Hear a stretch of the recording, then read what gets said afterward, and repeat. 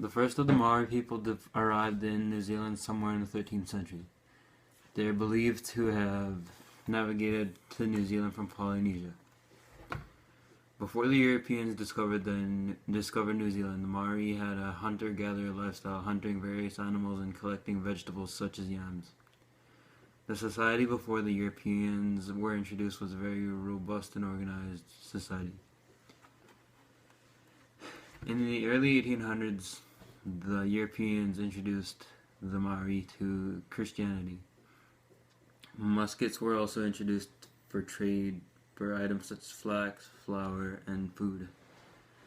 Despite the conflicts with muskets between tribes, European diseases caused more casualties than firearms. In the 1830s, the British government was being pressured to restrict lawlessness in New Zealand. This would protect the British traders and prevent the French from taking control over New Zealand.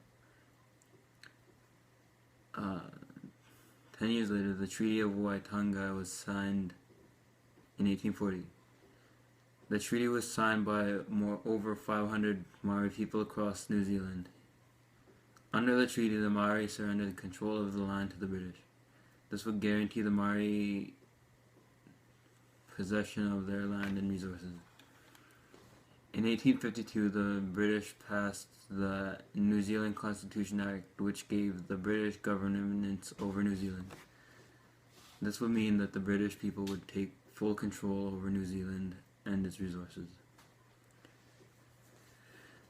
Many disputes over land between Maori tribes erupted, causing several armed conflict between the Maori. In 1872, the wars over the land had ended. As a consequence, the British government confiscated large amounts of land from so-called rebellious tribes.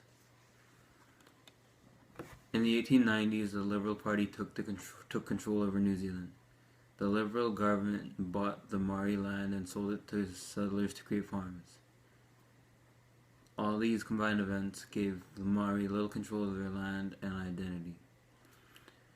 In 1975, the Maori created the Waitangi Tribunal to